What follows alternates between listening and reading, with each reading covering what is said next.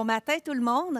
Ravie d'être avec vous et ravie d'être avec nos 4 panélistes. Donc, je suis Annie-Kim Gilbert, PDG de MedTech Plus.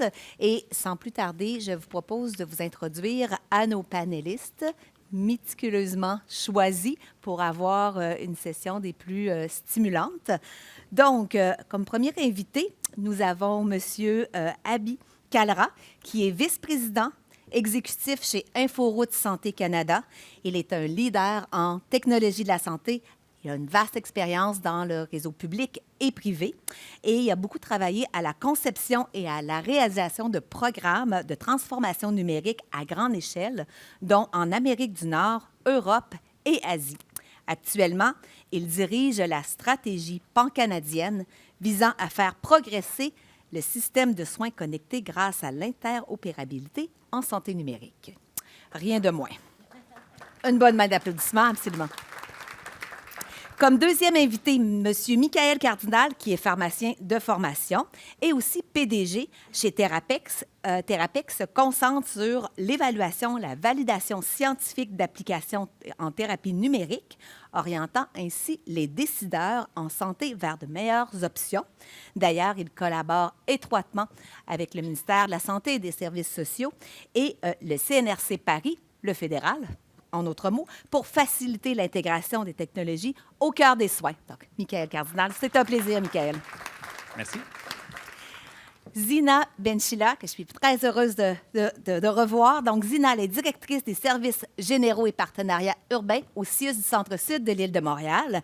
Elle est infirmière de formation, mais elle cumule près de 20 ans d'expérience dans le réseau où elle a occupé des postes clés, comme entre autres la direction adjointe des services médicaux de première ligne, directrice de la vaccination COVID-19, beaucoup de plaisir, directrice adjointe de soutien à domicile, ressources intermédiaires alors que tu étais au CIUS du Nord.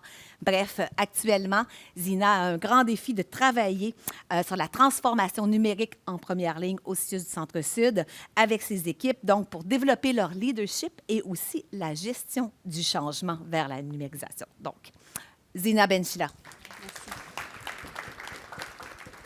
Sabrina Boutin, donc vice-présidente MedTech Plus et directrice exécutive du programme Envisage. Sabrina, elle est aussi infirmière de formation. Elle a été directrice de projet numérique en santé au CIFRIO et conseillère principale en innovation numérique à la Croix-Rouge Canada. Elle cumule près de 25 ans d'expérience dans les domaines de la santé, des technologies, l'innovation sociale, transformation numérique. Et donc, ça lui donne une excellente perspective et une excellente compréhension aussi des divers besoins et défis rencontrés lors de l'intégration de solutions numériques visant les impacts transformatifs. Donc, Sabrina Boutin. J'espère que vous êtes assez convaincus qu'on est entre bonnes mains pour la prochaine heure. Et au cours des prochaines heures, ce que je vais faire vraiment avec vous, c'est pas nécessairement de focusser sur les enjeux. On les connaît bien, ils sont multiples, ils sont importants. Par contre, ce que je vous propose, c'est d'aller plus dans les solutions concrètes et de voir comment on peut engager le personnel et de voir qu'est-ce qui a fonctionné, qu'est-ce qui semble fonctionner, peut-être d'échanger des petits trucs. Donc, je souhaite aussi que ce panel-là soit interactif. Donc, je me réserve quelques minutes à la fin pour prendre des questions. Donc, vous pourrez adresser vos questions aux panélistes. Et puisqu'on se veut interactif, je propose de commencer avec vous, cher public, et de voir si vous êtes engagé dans la technologie en première ligne. Donc, j'aimerais vous faire lever la main si vous avez déjà pris un rendez-vous pour un rendez-vous via le web ou par votre téléphone, là, sans parler à quelqu'un. Qui a utilisé les services numériques pour prendre un rendez-vous? Levez la main. Quand même, donc bravo, ceux qui lèvent la main. Les autres, à la limite, ça ne veut pas dire grand-chose. Soit que vous n'êtes pas engagé, soit que vous êtes rarement malade. Fait que c'est pas plus mal. Qui a déjà consulté son dossier médical électronique? Quand même. Excellent. Il faut quand même réaliser qu'il y a eu du progrès. Tu sais, si on demandait la même question à nos arrière-grand-mère, arrière-grand-père qui disait est-ce que tu as été capable de prendre ton rendez-vous avec ton téléphone, mais sans parler à quelqu'un? Il serait quand même surpris de la question. Donc, je pense qu'il faut réaliser qu'on avance dans tout ça. Donc, sans plus tarder, je commencerai peut-être par la première question, qui est, en fait, je souhaite que vous vous présentez votre organisation. Donc, je pense qu'on a fait un petit topo de vous, votre organisation.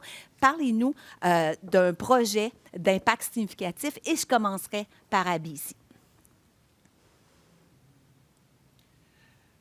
Good morning. I'm really privileged to be here with you all. Innovation to me is not just about introducing a technology. Innovation to me is creative ways to even modernize some of the work that you're doing. So one such example, which I'm really proud of, and it's in a very close collaboration, with the Transplant Quebec. There's a program that Infoway has been driving for a few years. It's called Organ Donation and Transplant Program. In that program, we're trying to modernize how we do the transplants.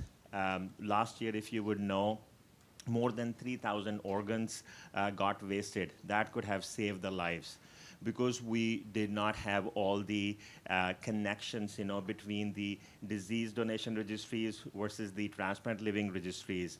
Now, with this program, we're actually advancing and trying to connect and modernize those systems so that, these are data-based solutions which are interconnected. And with Transplant Quebec and the rest of the jurisdictions, we worked together and developed a consolidated pan-Canadian requirements for these solutions. And McGill University Health Center is advancing in the first implementation of that transplant living donor management. So you talk about creating an impact. You talk about, leveraging some of the technology to address it. You talk about leveraging that to really make good use of some of the organs, that could have gone wasted, but rather use them to save lives. So to me, that's a very impactful program and something that really impacts and touches the lives of people. Excellent. Thank you very much, Abby. Very, very good. Excusez-moi, il faut que je parle en français. J'ai été trompée. Donc, Michael, parle-moi un peu de Therapex et ses innovations. Yes, merci beaucoup. Tu l'as un peu dit, on fait dans l'évaluation. Je ne sais pas ici qui pense que le médicament est la seule solution en santé. Vraiment personne. Hein? Qui ici pense que le patient est la ressource la moins utilisée dans le système de santé? Beaucoup, hein? Donc, on renforce la première ligne en s'assurant que les patients puissent se tourner vers les autosoins. Le problème, c'est que les solutions technologiques, souvent, sont difficiles à identifier, lesquelles sont bonnes, sont valides. Il y a 325 000 applications sur le App Store présentement. Vous tapez stress, vous voyez des étoiles qui ont été probablement achetées par les fournisseurs. Donc, ça prend des mécanismes en santé qui sont un petit peu plus robustes. Donc, on est fiers de fournir de l'expertise et des données d'évaluation au réseau de la santé pour être capable de prendre des bonnes décisions lorsqu'il est question de choisir des outils numériques en santé, que ce soit pour les autosoins, soins à domicile et également tout simplement avoir un patient qui est autonome à la maison, en santé mentale, en suivi de diabète, plein de use cases. Mais ce qui nous rend le plus fiers, c'est un petit peu par la force des choses. On est devenu une compagnie de technologie. Ce qui est arrivé, c'est au début de la pandémie, un de nos développeurs nous a dit hey, « on sait c'est quoi les bonnes apps. Il y a des problèmes, là, je ne veux pas vous ramener dans nos traumas, là, mais il y avait des problèmes de santé mentale. Il y en a encore beaucoup. Je vous apprends quelque chose. Au début de la pandémie, c'était vraiment pire. T'sais, on pourrait faire un site web qui recommande les bonnes apps de santé mentale en fonction des besoins des patients. C'est ce qui a amené, en fait, à ce qu'on prenne un virage plus technologique et à impact. C'est un projet qui avait été financé par MedTech Plus, d'ailleurs, et qui a mené à un impact significatif. En fait, 35 % des gens téléchargeaient l'application recommandée. Puis on a vu après, on a envoyé des questionnaires pour suivre l'anxiété. On a vu des réductions d'anxiété chez cette population-là.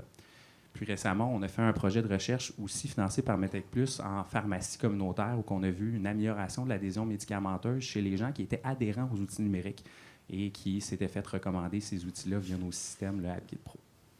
Excellent. Merci, Michael. Zina, qu'est-ce qui se passe dans ta direction? Alors, moi, je fais partie d'un établissement de santé du Québec. Donc, c'est un établissement de santé qui s'appelle le CIUS Centre-Sud de Montréal. Puis, le CIUS Centre-Sud de Montréal s'affaire à planifier, organiser des services pour améliorer l'accès à des services de santé à 350 000 citoyens. Et bien sûr, il y a des missions hospitalières, missions première ligne, missions communautaires et de la recherche. Et puis nous, dans le fond, on n'est pas différent des autres établissements dans le monde. On fait face à des défis là, de vieillissement de la population, d'augmentation de maladies chroniques. Et comme beaucoup d'établissements dans le monde, on considère la transformation numérique, on considère les propositions d'innovation pour être en mesure d'y répondre. Et donc, on fait affaire ou on pense souvent à ce que Adi fait, à ce que tu fais au niveau de ta compagnie, tout ça, pour imaginer d'autres alternatives afin de répondre aux besoins de nos usagers. Moi, l'innovation ou la transformation qui me parle le plus et dont je suis plus fière cette année, dans le fond, c'est d'avoir amené une proposition de téléconsultation à distance au sein de l'urgence pour réorienter des patients qui n'ont pas pu savoir quel autre service pourrait répondre à leurs besoins, puis qui ont considéré que c'est seulement l'urgence où est-ce qu'ils pourraient avoir une réponse à leurs besoins. Donc, dans le fond, vous connaissez tout ce qui est le GAP, donc le 811 option 3 pour pouvoir voir un professionnel de la santé dans la communauté. Eh bien, on a mis des infirmières en évaluation, en pertinence, dans le fond, à partir de l'urgence, mais pas physiquement. Ces infirmières se retrouvent un peu partout et le patient, dans le fond, se retrouve devant une caméra, un ordinateur, à une évaluation et se fait proposer une autre alternative pour ne pas rester à l'urgence longtemps. Donc, c'est des gens du terrain, dans le fond, qui ont pensé à un enjeu que les usagers vivaient et c'est avec eux qu'on a imaginé cette solution qui, dans le fond, actuellement, permet de réorienter des patients de l'urgence qui n'avaient pas besoin d'y aller vers des alternatives de première ligne comme le pharmacien, l'IPS, des infirmières en CLSC, des médecins, mais vraiment selon une pertinence clinique. Excellent. Excellent. Merci beaucoup. Sabrina, je pense que tu vas nous parler d'envisage. Oui, alors, désolée pour ma voix, mais ça devrait aller pour aujourd'hui. Donc, oui, MedTech Plus. Donc, MedTech Plus aussi, c'est un organisme. Puis je pense que, comme le disait Michael, on a beaucoup de chapeaux. On travaille sous divers portfolios, divers mandats également, principalement avec des innovateurs, les entrepreneurs, l'industrie qui développe les technologies. On soutient donc ces innovateurs-là dans leur recherche et développement technologique, mais on pousse aussi au maillage et à multiples collaborations avec multiples partenaires, d'ailleurs, qui vont amener l'intégration de ces technologies-là puis l'accélération de leurs usages. Donc, MedTech Plus va aussi soutenir des appels à projets et également là, les académiques avec les entrepreneurs, les innovateurs pour mener à bien là, l'utilisation de leurs technologies, puis aussi à s'assurer la croissance de l'entreprise. Un des gros projets forts de MedTech Plus, ça se nomme Envisage. C'est en lien aussi avec l'annonce ministérielle qui a été faite aujourd'hui au niveau des aînés. Donc, Envisage, c'est un projet qui a vu le jour l'année passée vraiment, qui est financé par le fédéral, mais qui est soutenu aussi par la province, par le ministère du Québec, et qui est un grand projet pan-canadien qui s'assure de travailler avec les entrepreneurs, les technologies, pour mieux soutenir les organisations qui ont de la prestation de services en soins de santé, mais aussi communautaires et de proximité auprès des aînés. Donc, c'est de penser autrement. On est à l'extérieur des projets pilotes. On n'en a plus beaucoup au Québec et on le sait. Maintenant, on est vraiment dans l'usage de ces technologies-là pour un mieux vieillir pour les aînés, les proches aidants et les organisations aussi qui desservent les aînés, tant dans les milieux hospitaliers et avec les services de proximité que les milieux hospitaliers ont, que les organisations communautaires. Envisage vise aussi à faire le pont entre le réseau de la santé et tout ce qui se passe en maintien et en soutien à domicile.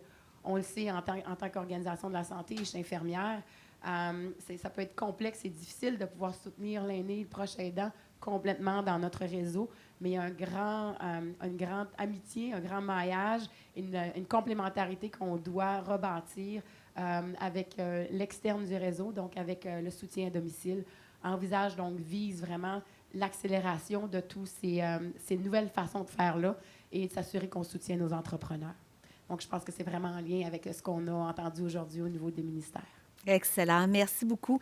Donc, on va maintenant parler de l'impact de l'innovation en première ligne. Puis quand on parle d'impact, on pense souvent soit à la qualité des soins ou à la sécurité des patients. Donc, j'aimerais entendre Abby et Zina sur ça, parce que je pense que votre perspective va être très intéressante et très différente aussi.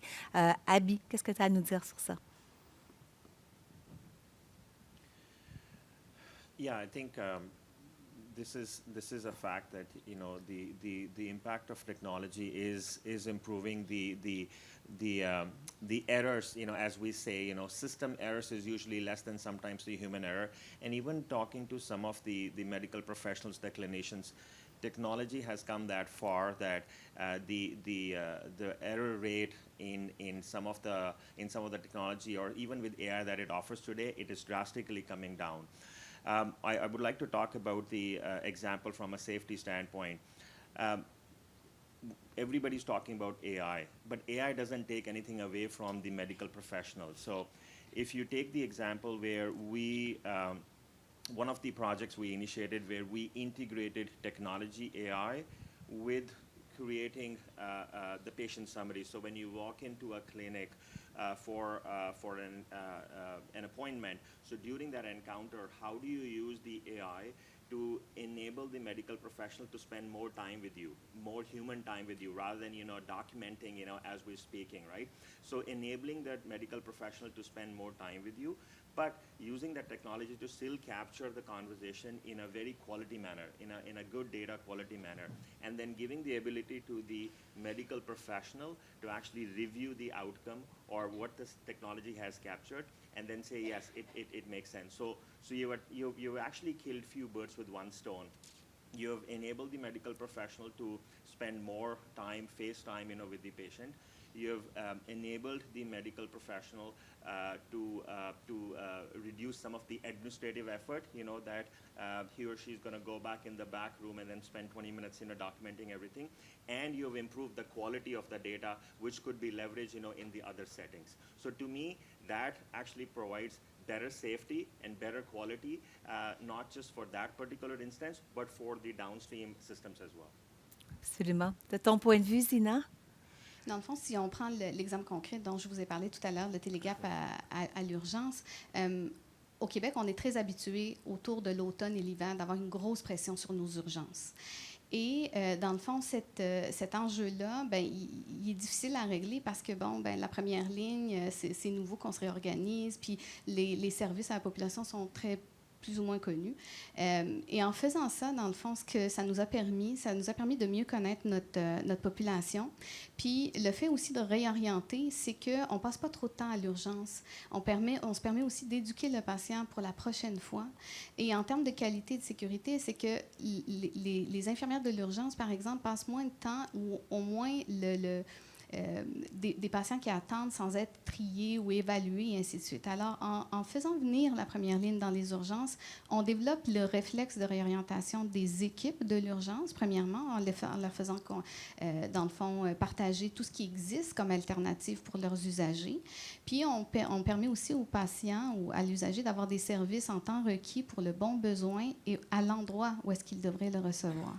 Donc, les premières fois, là, ça a été 1 à 2 patients par jour, mais vous le savez, 1 à 2 patients par jour sortis de l'urgence, c'est moins de difficultés. Puis souvent, ce sont des personnes âgées. Et on le dit depuis hier, là, dans toutes les innovations que vous avez entendues, on ne veut pas voir de personnes âgées à l'urgence parce qu'elles se déconditionnent. Puis là, on se crée d'autres problématiques. On doit la garder, on doit l'hospitaliser, et ainsi de suite.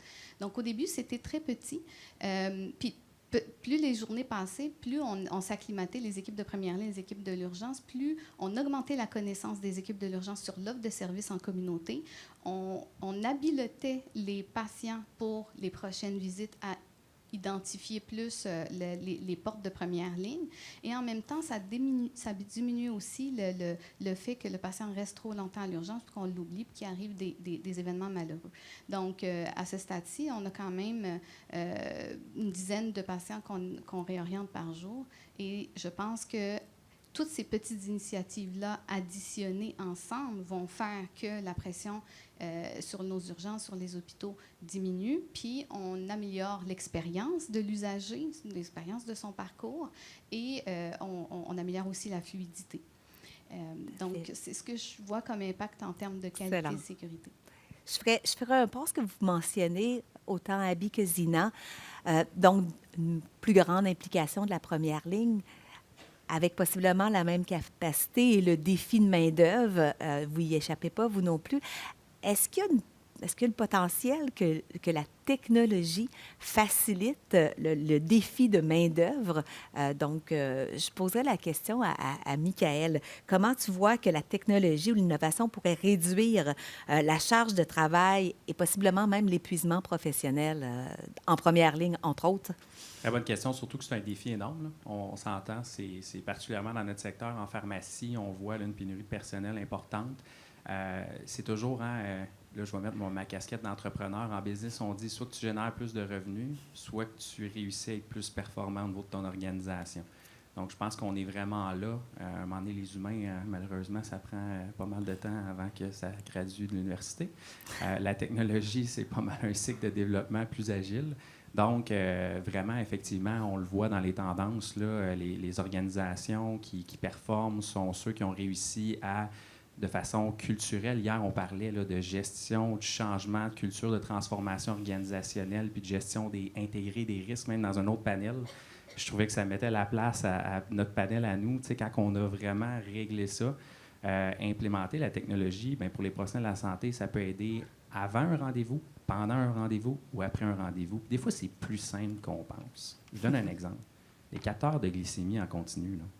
Moi, comme pharmacien, le patient qui arrive avec ça, là, la collecte de données en pharmacie pour le soin de prise en charge de médicaments en diabète, là, c'est 60 de mon temps. Je coupe ce 60 de temps-là quand le patient est autonome dans la gestion de sa collecte de données.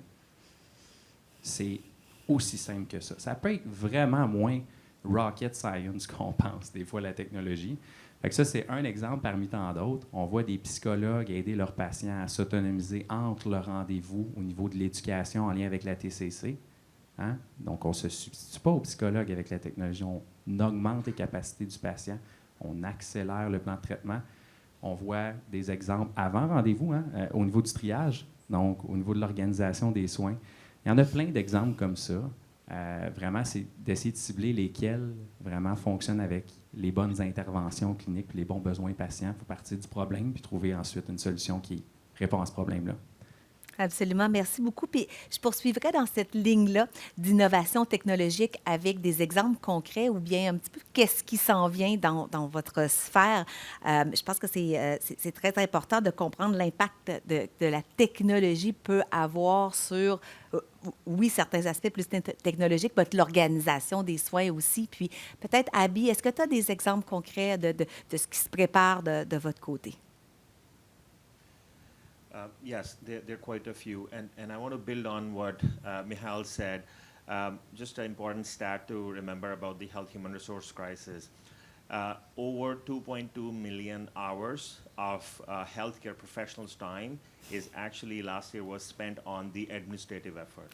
So think about it. We on one side, we're talking about adding more capacity, hiring more doctors, but we have to also shift left and think about, okay, how do we free up some of the time out of that 2.2 million hours? That would actually open up many more additional appointments, for the citizens, for the patients. That would open up a lot more time for the physicians to have the quality time with the patients. And that would also start to address the burnout. Now, some of those things are reflected into the work that we do. So electronic prescribing, which, we're proud that, it's going to happen, and you're wearing these tags, it's happening, in Quebec. It is going to start provide that, I would say, relief to the pharmacists, who instead have to take the paper prescription and key in everything, but they receive a digital medication order directly into their system, and they still have the validate to actually check it. Now think about it, we fill close to about 400 million prescriptions every year. If you start to save 4 or 5 seconds into every single prescription, think about the impact, to the pharmacist. Think about, the burnout that we're addressing. So that's one example. In the previous example, when I started, I talked about the organ donation and transplant program. Using that technology, using that innovation, we're actually going to save some organs. The organs that could actually go waste will actually be now put to good use to save some lives. I talked about the electronic patient summaries and combining with AI. when you do that, think about how much we're actually improving the quality of the data, how much we're actually freeing up the time, for the physicians. So these are all the innovation projects, that Info as an organization, in collaboration with the partners, like Quebec, we're actually advancing. Excellent. Excellent. De ton côté, Zina, peux-tu nous parler d'impact positif sur la pratique quotidienne des professionnels et des patients en première ligne? Effectivement, Michael et Adi, vous avez parlé beaucoup aussi de la rareté de la ressource, puis comment la technologie peut nous aider. Effectivement, on fait face aussi à de la rareté de la ressource, mais aussi à la courbe d'apprentissage ou du temps que ça nous prend pour les former, pour qu'ils soient au plus haut de leur potentiel, pour aider dans la chaîne d'accès. Donc, les agents administratifs dans les cliniques, c'est très rare, c'est difficile. Une bonne secrétaire médicale qui a de l'expérience, qui connaît son équipe et tout ça, c'est très difficile à former.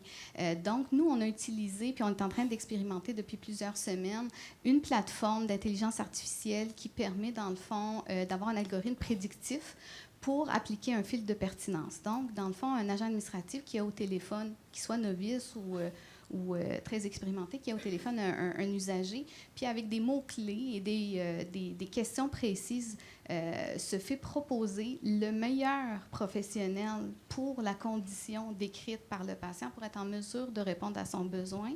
Puis avec ça, on estime qu'on va améliorer la satisfaction des usagers tout en améliorant la qualité et la sécurité aussi de la prise de décision au téléphone de l'agent administratif. Puis pour vous donner un exemple, un agent administratif qui a beaucoup d'appels, bien, à chaque fois, il faut qu'il fasse le double de la sortie d'appel de la clinique pour être en mesure de revenir au patient pour lui dire effectivement, j'ai parlé à ton médecin, j'ai parlé à ton infirmière, c'est pas le bon, tu devrais aller voir ton pharmacien pour une represcription et ainsi de suite. Donc, on perd énormément de temps au niveau de la courbe d'apprentissage de nos agents administratifs ou de nos infirmières, peu importe le professionnel. On n'a pas ce temps-là requis là, pour pouvoir les former aussi vite. Donc, je pense que l'intelligence artificielle vient donner des impacts tangibles, puis qu'en dégageant cette capacité-là, on peut en prendre plus.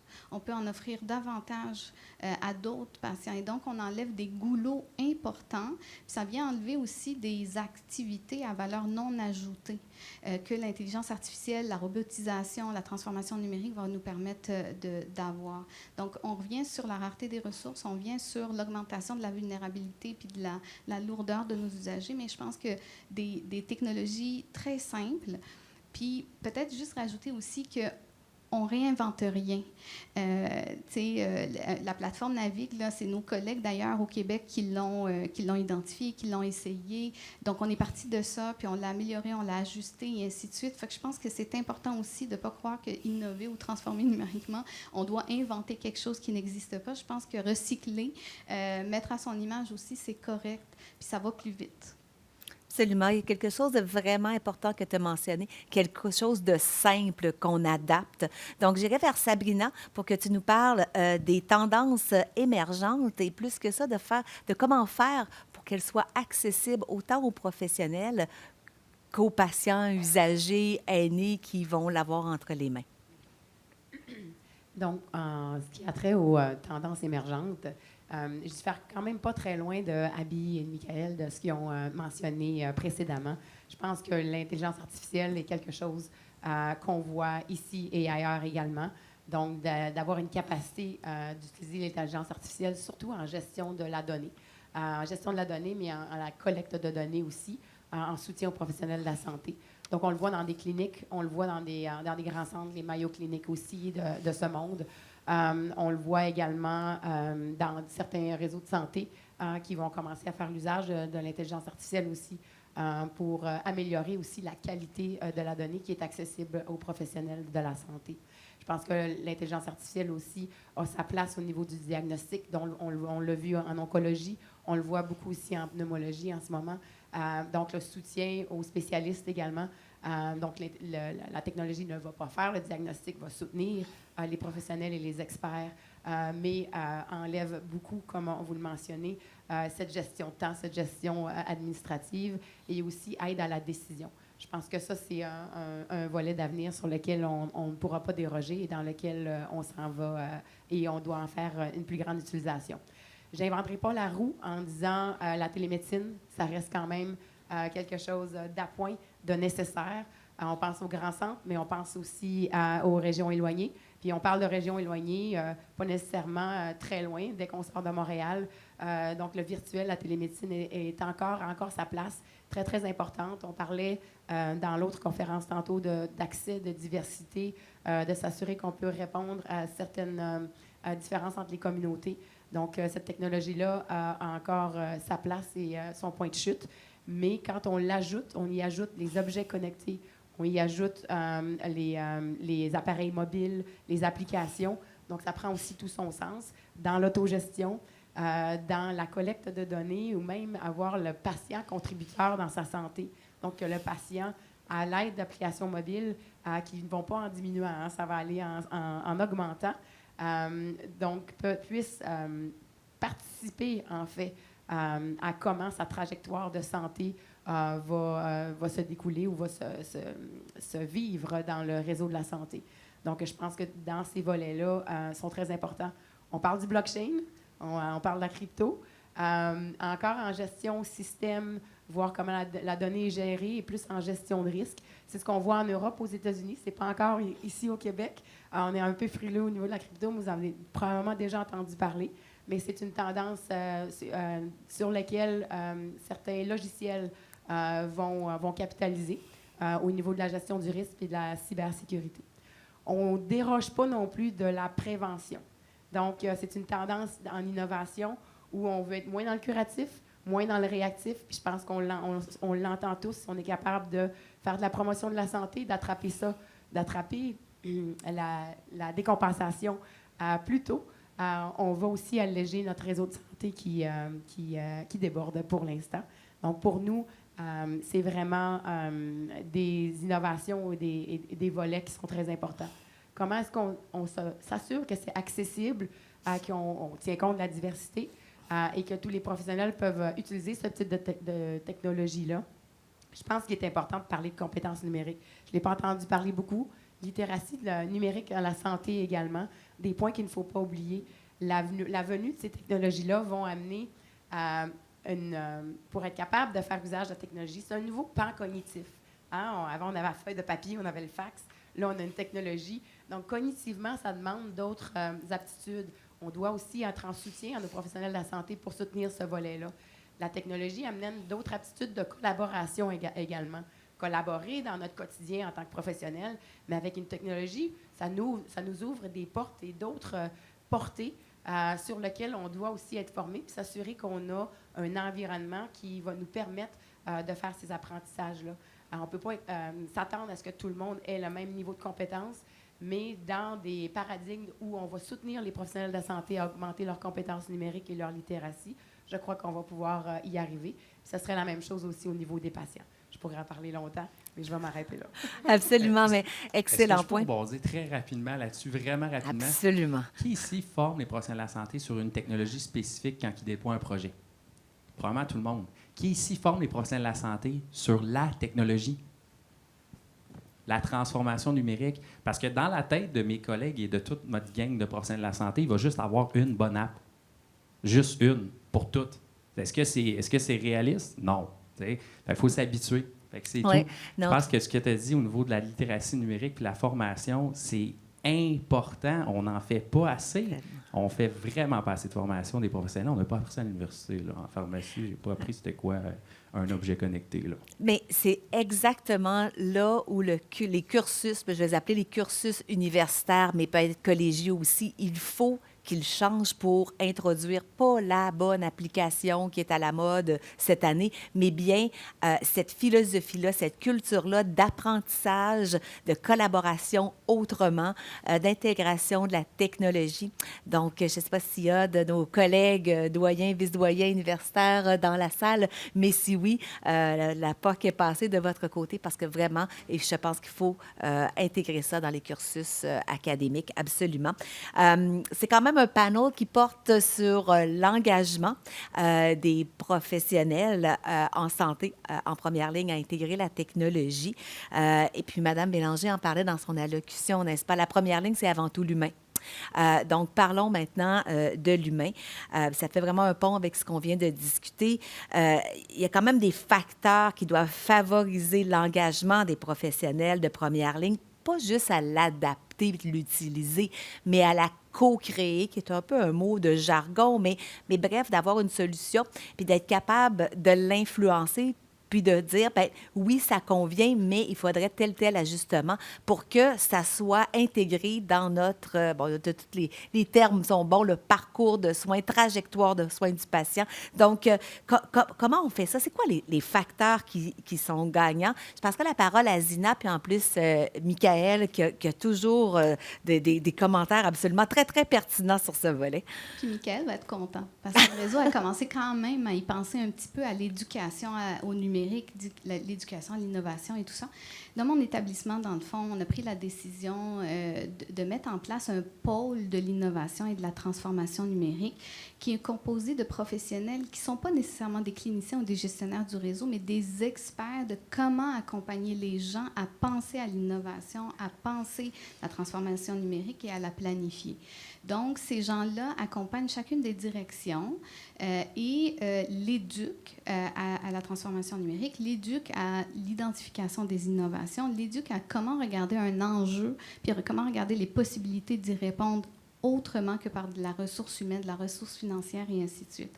Donc, je pense que le bal est parti. C'est les balbutiements, mais je pense qu'on est tous là rendus à penser à ça puis à l'intégrer. Ça prend 3 niveaux pour pouvoir le faire, pour engager les gens, mais ça prend stratégiquement des pôles, des gens experts dans ça pour accompagner les équipes, pour traduire. Ça prend au niveau tactique de la formation de nos gestionnaires qui agissent directement en proximité auprès des professionnels et tout ça. Puis après ça, au niveau des professionnels, mais nous, on pense, bien englobant, là, que ça prend des pairages intergénérationnels. Parce que la fracture numérique, elle regarde beaucoup plus une génération en particulier, mais la jeune génération qui est là, qui gradue et tout ça, sont habitués avec ça et veulent probablement aller encore plus vite qu'on est capable de les satisfaire. Donc, je pense qu'au niveau opérationnel, il faut donner crédit aux initiatives des cliniciens, des médecins, des professionnels, des pharmaciens, des employés qui identifient des enjeux qui pourraient être solutionnés par de la technologie. Il faut les accompagner par ces bureaux stratégiques, puis il faut les accompagner ou les soutenir, les mentorer par le tactique qui est des gestionnaires qui savent, qui connaissent ça, puis qui ont le vocable pour. Donc, je dirais que c'est ces 2 choses-là. Puis dans tout ça, mais ne pas oublier d'impliquer nos usagers.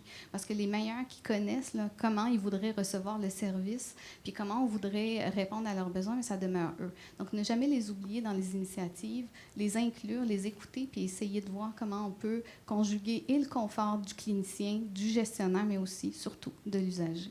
Oui. Alors, ce que j'entends, là, c'est nouveau titre d'emploi pour le réseau de la santé pour des accompagnateurs. Bon, il n'y a pas de bon terme, mais ceux qui vont former, les experts qui vont accompagner les équipes à former.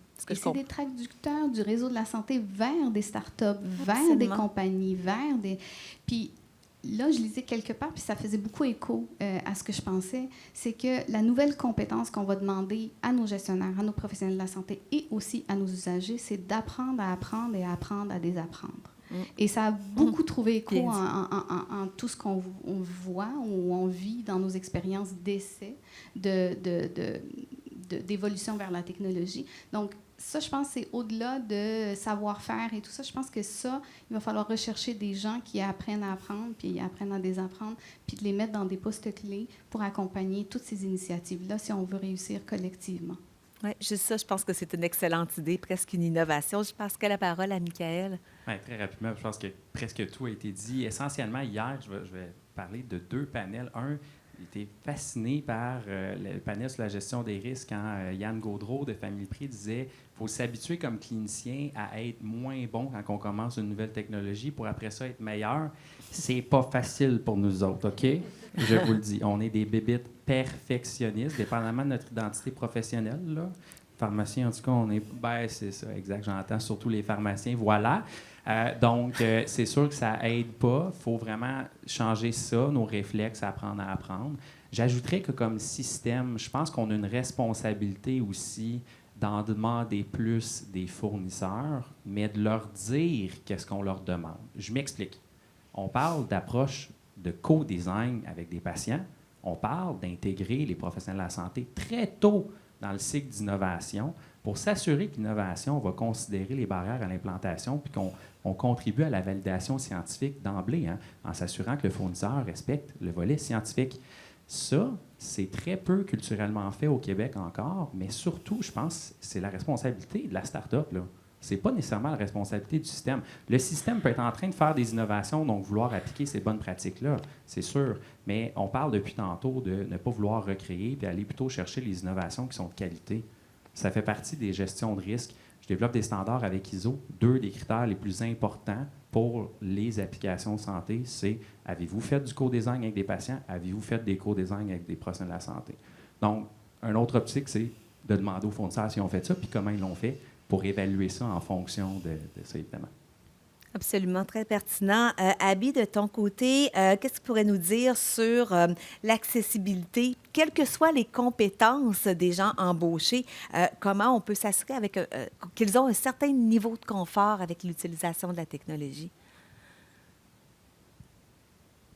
Yeah, I think some of the keywords have been touched upon: co-develop and co-design. And I think I will state in one line: don't do it to them, do it with them. So whenever we're designing a new solution or a new offering, the healthcare professionals, the workers, they have to be involved in the user design. And it's not just the clinicians, the workers, the nurses, the nurse practitioners. I would even say, we were just talking the other day, the first line responders. When the first line responders, respond to an emergency call, what information do they need at that time to provide? Because they only have few seconds to actually respond and provide treatment. So what information do they need at the hand? Now, if we're not including them in the design and the development process, how could we actually develop a solution on their behalf? So I'll speak from a Canada Health InfoWay standpoint. We have a team which is called the Clinical Innovation for Digital Health, and that team consists of clinicians who are practicing clinicians. It consists of a few nurse practitioners, and we have pharmacists. And our purpose is to actually go out and work with multiple working groups to collect and validate any ideas before we go any further, with the partners. Excellent. Thank you. Merci.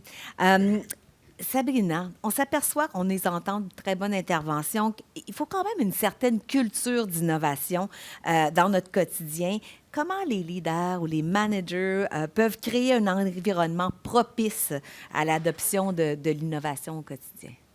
Oui, comme Lina l'a dit aussi au départ, tantôt, donc la formation, donc tout ça reste quand même très pertinent. Mais je pense qu'il y a beaucoup de choses qui ont été mentionnées. Je rajouterais quand même 2 volets. Puis, Michaël, je fais du pont sur toi aussi. Donc, un processus d'innovation, c'est de l'incertitude aussi. Donc, on parlait de gestion de risque, mais c'est d'accepter cette incertitude-là, puis d'accepter que c'est un mouvement, une vague. Oui, on a un petit drop en bon franglais quand on apprend quelque chose de nouveau. Oui, nos processus vont être un petit peu plus lents. Oui, il y a une complexité, mais c'est de voir la vision d'atterrissage. Très, très important. Je pense que les leaders et les managers doivent déjà véhiculer cette vision d'atterrissage-là très tôt dans le processus innovant ou dans l'intégration d'une innovation, désolé, qu'elle soit technologique ou de processus. Abby en parlait aussi de ce volet-là. Moi, je pense que les professionnels de la santé aussi sont très bons et excellents, c'est nos experts, de mettre en lumière le contexte d'usage puis la situation d'usage de la technologie. Qu'est-ce que je veux dire par là? C'est que l'entrepreneur a probablement, même dans sa recherche et développement et en co-design, réfléchi à son marché, à ses utilisateurs finaux. Mais lorsqu'on est vraiment dans le milieu, l'environnement d'utilisation de la technologie, on découvre mieux les contextes où cette technologie-là va être utilisée. Et même les professionnels de la santé vont créer de nouveaux usages, créer de nouvelles situations où cette technologie-là va être mise en pratique et va amener un bénéfice dans le type de service qui est desservi. Ça vaut de l'or. Le know-how qu'on appelle la connaissance ou les contextes ou les situations qui vont émerger de l'intégration qu'on n'avait pas pensé au départ, ça appartient aux professionnels. Les patients aussi vont nous amener ça. Mais très, très important qu'un manager ou un leader pense à ça et le documente. Documenter ça et de faire ce transfert d'apprentissage et de connaissances-là, je crois que c'est un des volets gagnants pour avoir un environnement propice à l'acceptation et à l'utilisation d'une technologie ou d'une innovation. Donc, je voulais rajouter ce point-là, qui est très important, peu documenté, mais je pense qu'on a à s'améliorer sur ce volet-là. Excellent. Avant qu'on prenne peut-être quelques questions du public, Sabrina, je t'amènerais sur une autre trace. C'est quoi le rôle des gouvernements et des décideurs politiques? Qu'est-ce qu'ils peuvent jouer comme rôle pour favoriser l'adoption des technologies innovantes en première ligne? Foncer. Je pense que c'est important. J'aurais le même discours au niveau de l'incertitude et de la gestion de risque.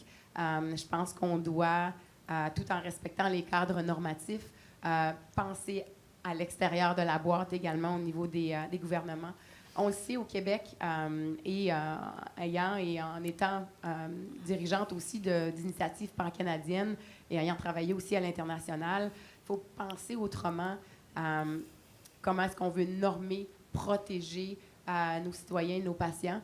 Je pense et les professionnels, je pense qu'on est capable d'en prendre plus et on est capable aussi d'être plus contributeur à ce qui peut être développé et au niveau d'innovation qu'on peut faire au Québec. On est très dans les projets pilotes. On entendait Mme Sonia Bélanger un peu plus tôt mentionner qu'on ne veut pas innover dans des cadres conceptuels avec la recherche qui est très importante. La recherche est un bon moyen de dérisquer, mais je crois qu'on doit aussi avancer en termes des gouvernements en diffusant beaucoup plus rapidement les bonnes pratiques, les succès et les leçons apprises. Michael, tu parlais que l'entrepreneur devrait savoir un peu aussi les besoins du milieu. Très difficile. En étant MedTech Plus, notre réseau, ce qu'ils nous dit, c'est que c'est aussi très étanche. Donc, au niveau des gouvernements, des décideurs, que les entrepreneurs, les innovateurs technologiques puissent comprendre les besoins du milieu, qu'ils aient accès aux professionnels, qu'ils aient accès à la trajectoire patient aussi de certains dans notre réseau de santé. Cette transparence-là au niveau des besoins va faciliter beaucoup l'implantation d'innovations qui vont être gagnantes pour tous. Donc, ces silos-là, je pense qu'au niveau des gouvernements, il faut les briser. Et je pense que d'avoir les entrepreneurs ensemble, le maillage, la collaboration, je pense qu'on ne s'en sort pas. Et de plus en plus, si les décideurs et les gouvernements se penchent sur, oui, il y a des appels à projets, oui, des financements qui sont très importants, mais qu'on sort du cadre de recherche répandu et qu'on connaît, ça doit exister.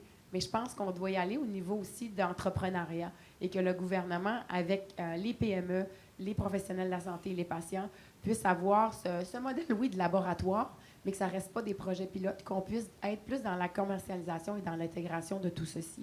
Donc, je pense que pour nos gouvernements, je crois savoir qu'ils ont bien compris, qu'ils l'entendent. On n'a pas le choix. On est à la porte où on doit innover. Le statu quo ne porte plus maintenant. Le statu quo ne peut plus exister. Et c'est de vraiment aussi regarder des nouvelles pratiques, regarder ce qui se fait à l'extérieur de nos murs pour ensuite avoir le courage, que je dirais, le courage de les intégrer et de faire ces essais-là qui, dans d'autres contextes, sont gagnants. Voilà. Excellent. Est-ce qu'il y a d'autres commentaires sur le volet politique? Comment on peut aller plus loin? C'est bon. Il nous reste, la technologie me dit qu'il nous reste un petit peu moins de 5 minutes. Est-ce qu'il y aurait des questions dans la salle? Et là, je me fais un petit peu avoir par la lumière qui m'aveugle. Je vois des mains levées, par contre. Et là, j'imagine que je comprends la logistique, donc je dois entendre et répéter la question dans le micro. C'est bien ça. Donc, j'ai vu une main ici et une main là, donc j'irai avec vous.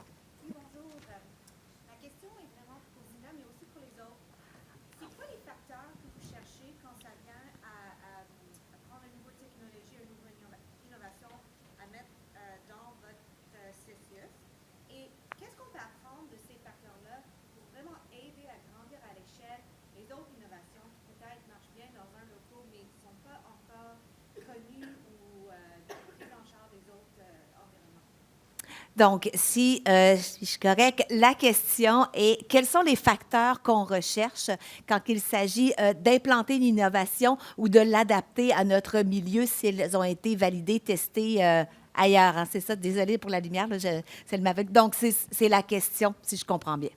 Zina. Un des facteurs, il faut que ça soit un enjeu qui a été rapporté par le terrain, qui est vécu par des usagers, qui est vécu par des médecins, des employés, des professionnels. C'est très important de partir de là. T'sais, on dit beaucoup, faites le gamba, puis il faut coller ça à qu'est-ce qu'on veut faire. C'est quoi notre plan d'action, 1 an, 2 ans, 3 ans? Sur quoi on veut agir comme direction, comme établissement, et puis saisir les opportunités.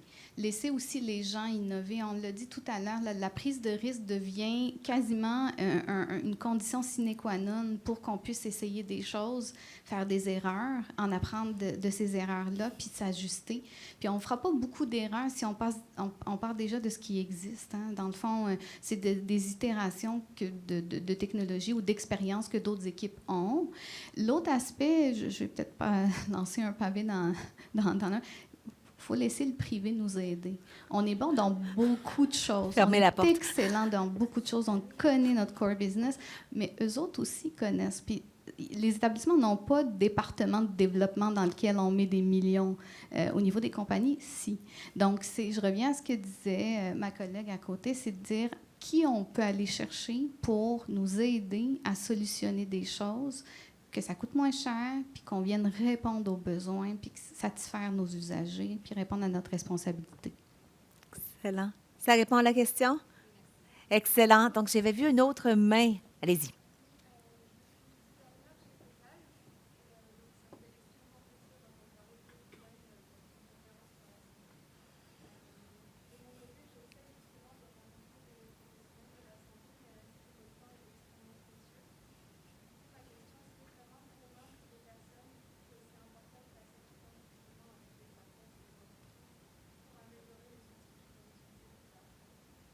Excellent. Donc, si je me permets de répéter la question, on a ici une dame qui est designer chez Pétale et qui est ravie d'entendre le concept de co-design mis de l'avant. Sa question est plus comment je fais pour avoir accès aux gens du réseau, comment je fais pour m'assurer que vous avez la capacité de libérer des cliniciens, des intervenants du plancher, du terrain, parce qu'ils sont au quotidien avec les usagers, comment je fais pour qu'ils soient libérés puis qu'ils travaillent avec moi pour justement être capable de faire le co-design. Je pense que Zinat est encore la personne clé ici. Mais des journées comme aujourd'hui, c'est une excellente opportunité de faire du réseautage, de rentrer en contact de façon bilatérale et les compagnies, les entreprises, ceux qui ont des propositions et le réseau de la santé, des dirigeants, des gens qui décident. Donc, je pense qu'il faut s'apprivoiser, il faut remplir son carnet d'adresses, il faut oser s'écrire, puis au pire, on se dit, mais on n'est pas rendu là ou c'est pas sur quoi on va mettre l'emphase cette année, mais c'est important des endroits, des lieux d'échange comme celui-là, puis c'est un lieu sécuritaire, dans le fond. Est-ce qu'on peut déposer nos enjeux bilatéralement, puis trouver des solutions, puis trouver des gens. Dans le réseau de la santé, il y a quand même une hiérarchie à respecter. Là, on rentre en contact avec les gens, dans le fond, identifiés comme étant des directeurs ou des conseillers cadres ou des gens qui sont... moi, je vous invite à communiquer avec moi ou avec notre pôle de l'innovation. Puis je vous dirais, c'est essentiellement Ouais. ça. Je pense qu'un élément important, c'est que oui, il y a des gens qui sont avec les clients, mais il y a aussi des gens qui ont gradué et qui sont rendus conseillers cadres, donc des gestionnaires, mais qui ont cette expérience terrain-là et donc qui peut permettre un accès. Il ne faut pas oublier l'alliage avec le U dans nos CIUS universitaires. On a des directions de la recherche, on a des directions de la formation universitaire et tout ça. On fait affaire aussi avec des universités et tout. Donc, je pense qu'il y a plusieurs portes d'entrée possibles là, pour trouver un lieu de collaboration commun. J'ajouterais MedTech Plus aussi, qui est à pro-maillage, donc qui peut aussi soutenir ce type de collaboration-là et assurer que les liens se fassent. Et on a aussi notre réseau de Living Lab, là, en bon franglais également, avec lequel on a des partenariats, donc de faciliter aussi ces rencontres-là. Je pense que je brimerais à Michael si je ne lui donnais pas le dernier mot. Très rapidement, LinkedIn. Hein? LinkedIn. Les cliniciens qui parlent sur verbal sur la technologie sont sur LinkedIn. Les accélérateurs aussi. CTS Santé au Québec, entre autres, pour le nommer. On a vraiment un écosystème là, qui se crée, des cliniciens qui sont intéressés à ça. Puis assurez-vous aussi d'aller dans les milieux. Hein. Puis dernier, les UETMI, les unités d'évaluation des technologies. Il y a souvent des influenceurs médecins qui sont là-dessus sur les comités de travail et tout qui peut vous aider dans le milieu hospitalier. Absolument. Donc, ça pourrait clore notre panel. J'espère que vous avez vraiment aimé la discussion. Moi, en fait, c'était un des beaux panels. Je vous remercie. Je vous invite à une main d'applaudissement pour nos panélistes. Merci beaucoup.